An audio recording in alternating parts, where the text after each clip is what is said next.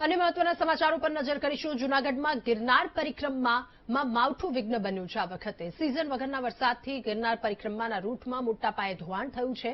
જંગલનો રસ્તો ધોવાઈ ગયો હોવાથી પરિક્રમાવાસીઓને મુશ્કેલી ન પડે એ માટે તંત્ર એલર્ટ થયું છે। તંત્ર અને ઉતારા મંડળે શ્રદ્ધાળુઓને અપીલ કરી કે જ્યાં સુધી સૂચના આપવામાં ન આવે ત્યાં સુધી પરિક્રમા માટે ન આવે। આ સાથે જ વન વિભાગ અને વહીવટી તંત્રે સુરક્ષાની દ્રષ્ટિએ વૃદ્ધો અને બાળકોને ગિરનાર પરિક્રમા ટાળવા માટે અપીલ કરી છે। તો વરસાદના લીધે હાલ જંગલમાં જઈ શકાય તેવી સ્થિતિ નથી। વરસાદના કારણે રસ્તાઓ ખરાબ થઈ જતા વાહનો ફસાઈ જાય તેવી પરિસ્થિતિ છે, જેથી અન્ય ક્ષેત્રના વાહનોને પરિક્રમા રૂટ પર ન લાવવા માટે અપીલ કરાઈ છે। ઉતારા મંડળે તમામ અન્ય ક્ષેત્ર અને ઉતારા ચલાવતી સંસ્થાને આ અંગે જાણ પણ કરી દીધી છે।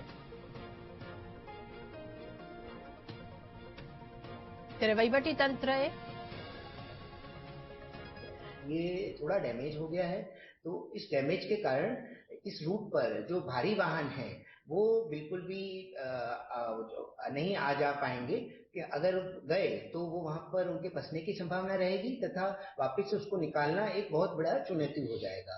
इसके लिए मैं सभी जो श्रद्धालु परिक्रमार्थी हैं उनसे अपील करूंगा कि एक बार के लिए वो जब तक प्रशासन की तरफ से उनको मैसेज ना मिले तब तक के लिए वो परिक्रमा के लिए प्रस्थान ना करें। वर्तमान में वरसाद अति चालू है।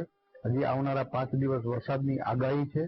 एवी परिस्थिति में गिरनार में वरसाद खूब सारो पड्यो है, એટલે અંદરના રસ્તાઓ અને અંદર લઈ જવા વાહનો વિકટભરી પરિસ્થિતિ છે, જેથી કરી કોઈ પણ અન્નક્ષેત્રવાળા જ્યાં સુધી તંત્રની યોગ્ય વ્યવસ્થિત સૂચના ન આવે ત્યાં સુધી પોતાના સ્થળેથી અહીંયા આવવું નહીં અને યોગ્ય તપાસ કર્યા પછી પણ અંદર જવું, જેથી કરી અંદર ગયા પછી તકલીફ ન મુકાય। કારણ કે તમારું વાહન ખૂટી જશે કે સ્લીપ થશે તો એવી પરિસ્થિતિમાં બહાર કાઢવું ખૂબ મોટી તકલીફો ઊભી થશે।